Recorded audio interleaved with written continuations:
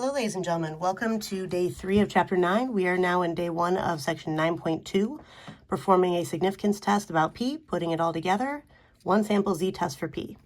By the end of this lesson, you will be able to state and check the random 10% and large counts conditions for performing a significance test about a population proportion. You will be able to calculate the standardized test statistic and p-value for a test about a population proportion, and you will be able to perform a significance test about a population proportion. At the end of this lesson, go ahead and try these problems. Let's get started. As I stated, we are in day 1 of 9.2, significance test for a population proportion in the 4-step process. You can read much of this information on pages 600 to 604. All right, so what are the 3 conditions for conducting a significance test for a population proportion? How are these different than the conditions for constructing a confidence interval for a population proportion?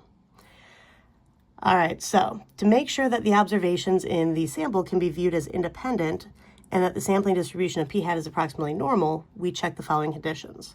So the random condition, we need to determine that the data come from a random sample from the population of interest. And we do that so that individual observations are independent and we can generalize about the to the general population. Now, if we randomly selected without replacement, then we need to check the 10% condition as a subset of this. Remember, the random condition allows us to assume that individual observations are independent, but if we sample without replacement, suddenly that's at risk. So the 10% condition is an extra check that we make when we sample without replacement to ensure that independence is really going to hold true. All right, so we check that it is reasonable to assume that the population size is more than 10 times the sample size. We can say that's reasonable to assume that whatever our sample size is, that it is less than 10% of the population size, or we can actually go through and take 10 times our sample size to determine the minimum population size we need to be able to assume. All right, this is the actual formula that you learned back in chapter 6. Now, why do we do this? So we can view observations as independent, even though we are sampling without replace. Now remember, this condition only gets checked when you sample without replacement. If there's no sampling involved, or if you're using a random process like flipping a coin or rolling a die, then this condition doesn't apply. Now, the large counts condition, we need to check that both our sample size times our null proportion and our sample size times 1 minus our null proportion are at least 10. Notice that this time we're using our null value instead of our sample proportion. The reason for this is that we assume that the null value is true until we can prove that it's not. All right, so we check this so that the sampling distribution of p-hat will be approximately normal so that we can use z to find a p-value, right, using the actual normal curve. And again, we're assuming that p equals the null proportion value, all right? Whatever we've assigned p to equal in our null hypothesis, that's what we're assuming is actually the center of our sampling distribution of p-hat. So we're going to go through and calculate the sampling distribution of p-hat using that assumed null proportion to get our mu sub p-hat and our standard deviation of p-hat to then do all of our calculations. Right, so the main difference between this and intervals is we do the calculations assuming null hypothesis is true. We use null proportion, not p-hat in our conditions. All right, let's keep going. So what happens when one of the conditions is violated? Well, if the random condition is violated, we have to start over. If the data come from a convenience sample or voluntary response sample, there's no point in carrying out a significance test for P.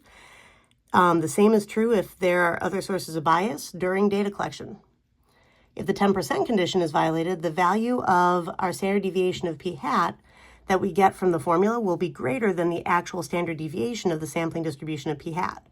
So the result that we get from using our formula is going to be exaggerated compared to the actual standard deviation. And that's not really what we want. So we have to check that 10% condition.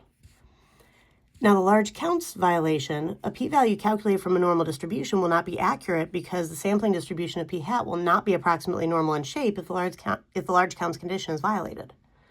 So we have to make sure that the large counts condition is that basically our successes and failures are both at least 10 to assume that the sampling distribution of p hat will be normal in shape.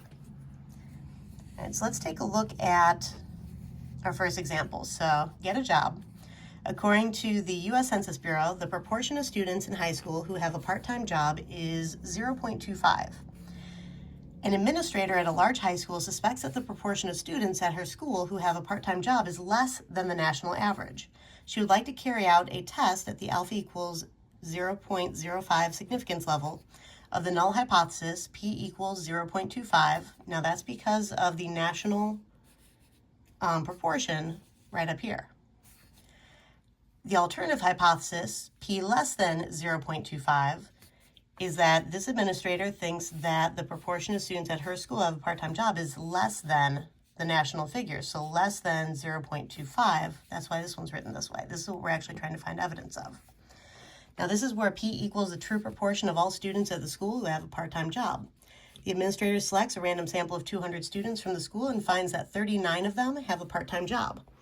Check if the conditions for performing the significance test are met. Now this would be a one sample z-test for p. We took a single sample. We're using z as our standardized test statistic, and we're doing this for the population proportion. All of these elements are very necessary. Now the first condition that we check is random. A random sample of 200 students was taken. Now, because we would have been sampling without replacement if we're doing a survey of students, we need to also check the 10% condition to ensure independence. And it is reasonable to assume that 200 is less than 10% of the student population at the large high school. The fact that they state that this is a large high school is what clues you into the fact that this is a reasonable assumption to make. Now our final condition that we need to check is large counts condition. We need to make sure that n times p, now notice that this time it's p and not p hat. In this case, we're assuming that p equals 0.25, which is why I'm using 200 times 0.25 right here. If you multiply these, you get 50. Notice that 39 is nowhere within here. I'm using the null value times the sample size to figure out how many successes I'd be able to expect. That needs to be at least 10. And n times 1 minus p would be the number of failures. So 200 times 1 minus 0.25 gives me 150. Notice both these add up to 200. Now this is also greater than or equal to 10. So I have at least 10 successes and 10 failures for my large counts. My sample size is large enough to have at least those counts. So my conditions for performing the significance test are actually met. Now, what is a standardized test statistic? What does it measure? And is the formula on the formula sheet? All right, so for our definition, a standardized test statistic measures how far a sample statistic is from what we would expect if the null hypothesis, h sub 0, were true in terms of standard deviation units. So that means that our standardized test statistic is equal to our statistic minus our parameter divided by the standard deviation or standard error of the statistic. All right, so the standardized test statistic says how far the sample result is from the null value and in what direction on a standardized scale. Now, yes, this formula is actually on the formula sheet. In fact, it is down here towards the bottom of the formula sheet. Notice it says standard error of the statistic. And we use the standard error when we aren't able to find the standard deviation. Now, what standardized test statistic is used when testing for a population proportion? Is this on the formula sheet, and do we have to show our work for full credit? All right, so the formula is z equals p hat minus our null proportion divided by the square root of our null proportion times 1 minus our null proportion divided by our sample size. So p sub 0 is the null value that we're assuming p equals in our null hypothesis. So statistic minus our assumed parameter divided by standard deviation of our assumed parameter. Now, we use our null value in the denominator, not p hat. This is how it's different from confidence intervals. The general formula for the test statistic is on the formula sheet, but the formula for standard deviation of p-hat is also on the formula sheet. So if you take a look here, this is the standard error of the statistic, but we mainly use this when we're dealing with confidence intervals. We go back to this one and use our null proportion in place of p, because we actually have a population proportion that we're assuming is true until we can prove otherwise. So if you have that, you use it. If you don't, then you use p-hat. In tests, we have it. In intervals, we don't.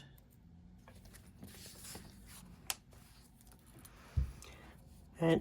Now, do you need to show your work for full credit? Yes, you need to show your work for full credit. You have to actually show filling in the numbers into the formula. I suggest writing out the formula and then showing the values. Now, keep in mind what we are calculating. If we were to use a sample proportion of p-hat equals 0.64 of made free throws, this is referring back to our early activity. So sample proportion, p-hat equals 0.64 of made free throws is 2.83 standard deviations less than the null value of 0.80. This is how many standard deviations below the null proportion this p-hat value actually is on the sampling distribution of p-hat.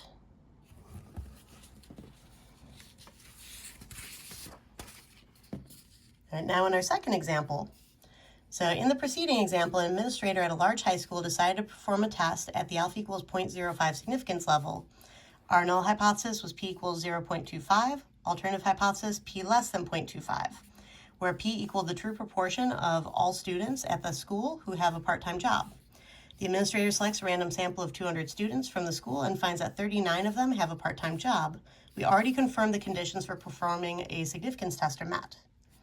All right, so for letter A, explain why the sample result gives some evidence for the alternative hypothesis. Now, the sample result is this part right here, the fact that they took a random sample of 200 students from the school and found that 39 of them have a part-time job.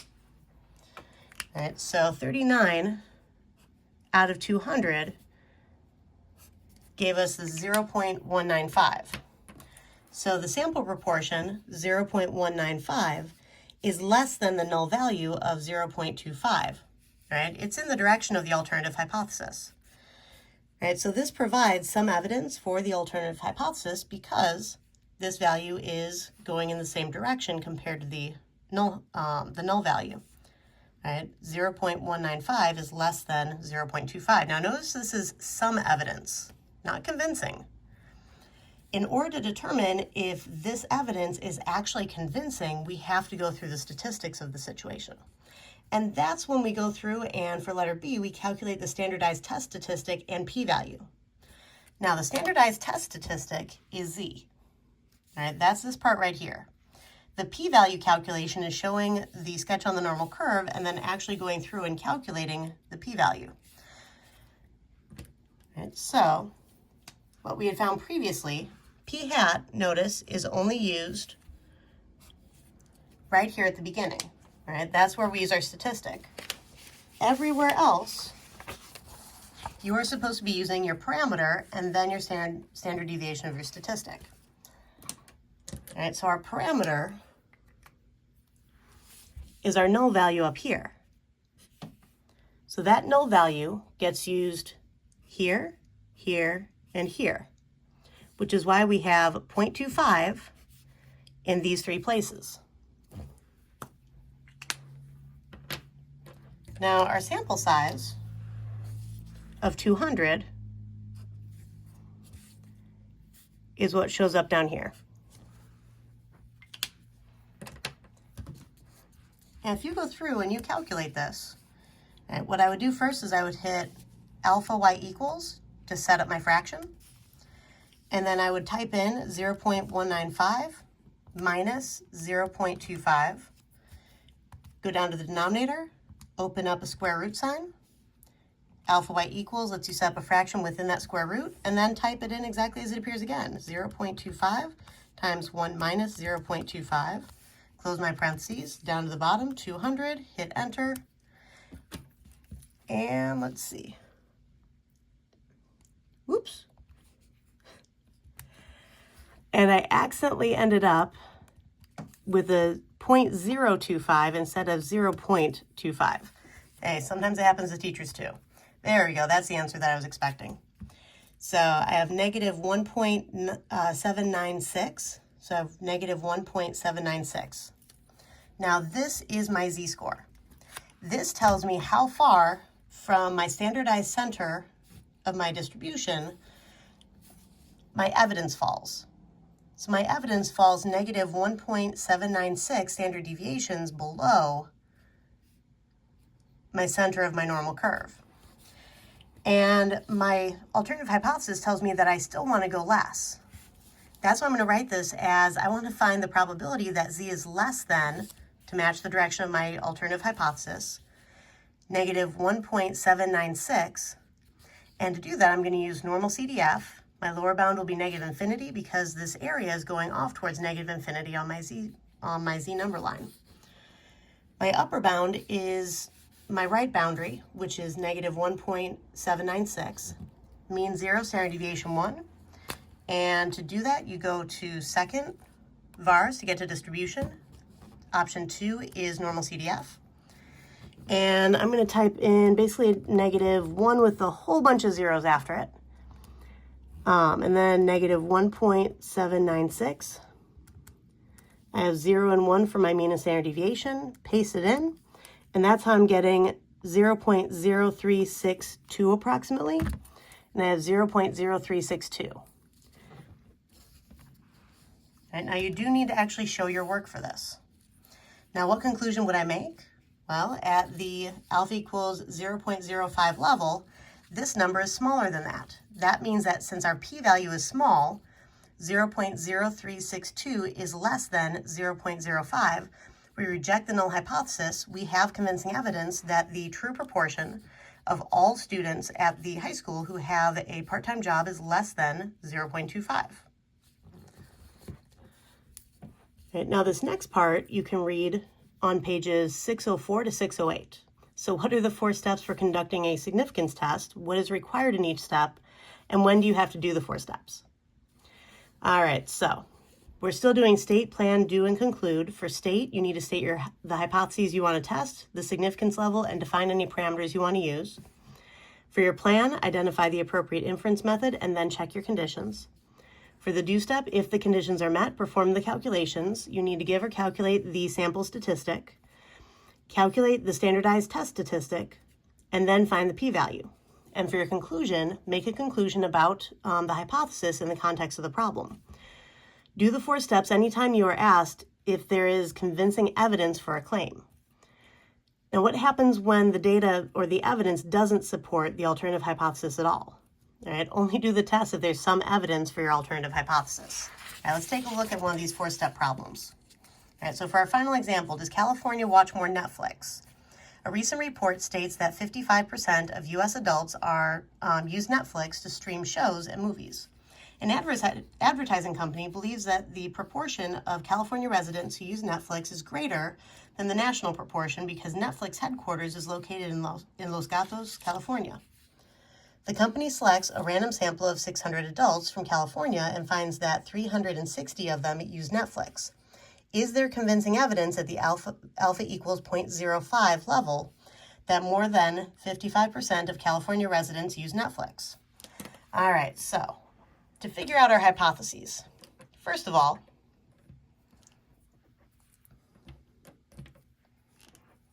we have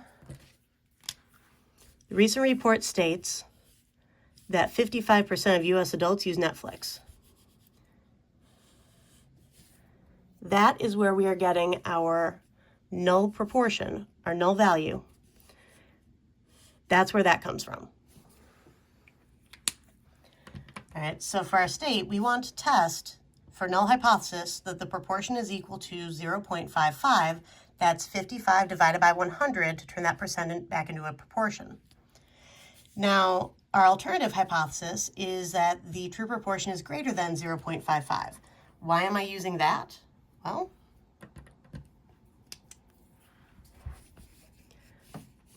is there convincing evidence that more than 55%, more than 55%? It's as simple as that.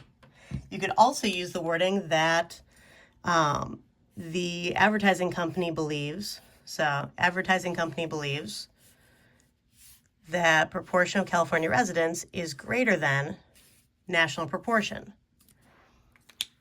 And we are defining P equals the true proportion of California residents who use Netflix. And we are going to do this at the alpha equals 0.05 significance level. But this reads that the true proportion of California residents who use Netflix is equal to 0.55. Alternatively, the true proportion of California residents who use Netflix is greater than 0.55, like the advertising company believes. All right, so we have our hypotheses, defined parameter, and significance level. Those are the three things that we need for the state. Now for the plan, we need to identify the appropriate inference method by name and check conditions.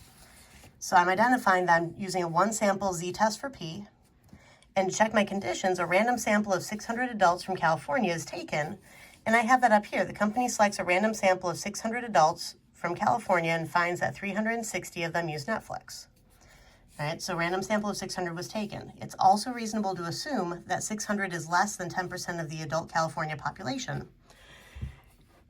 And I needed to check this condition because when you're sampling to give a survey, you usually do so without replacement.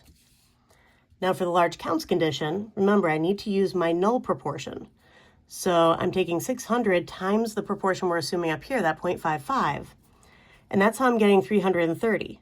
Notice it doesn't match what they got in their sample results because this doesn't refer to the sample. This refers to what we expect to get, given the assumption that we're making about the population proportion. So 330 is greater than or equal to 10, and our sample size times 1 minus P, so 600 times 1 minus 0.55 gives us 270, which is also greater than or equal to 10. All right, now notice these two add up to the 600. All right, so continuing on, we have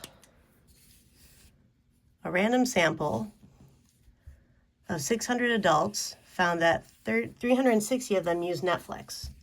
So our sample proportion uses these two values to get 0.6 as our sample proportion. Now notice Z starts with our sample proportion here, and that number goes right there. That's the only place I'm using that. The rest of it, I'm using my null value from up here, that 0.55 is being used everywhere else. Statistic minus parameter divided by standard deviation of your statistic.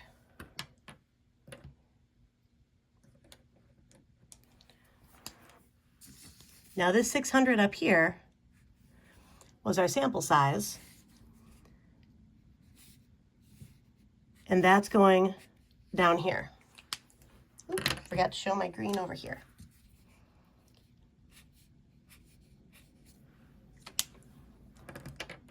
Notice that the statistic always goes first, then our parameter. When you work this out, you get 2.46. And because I'm going greater than, when I drew my standard normal curve, 2.46 would be a little bit less than halfway between 2 and 3. And I'm looking at the upper tail region. This is the probability that Z is greater than 2.46. So my p-value is equal to the probability that Z is greater than 2.46, which is equal to normal CDF. My lower bound is 2.46. My upper bound is positive infinity. Mean 0, standard deviation 1. And if I type all that in, distribution, normal CDF, 2.46, 1 with a whole bunch of zeros after it. Go down and paste. And I have 0.0069 approximately, which is how I'm getting this. Now for my conclusion, since the p-value is small, 0.0069 is less than 0.05, we reject the null hypothesis. We have convincing evidence that more than 55% of California residents use Netflix. Now I'm using this particular version of the context because that's exactly what we were asked to find. Is there convincing evidence that more than 55% of California residents use Netflix? So I am just restating the evidence that they asked us if we had. And go ahead and try this lesson down below, and we will see you in class.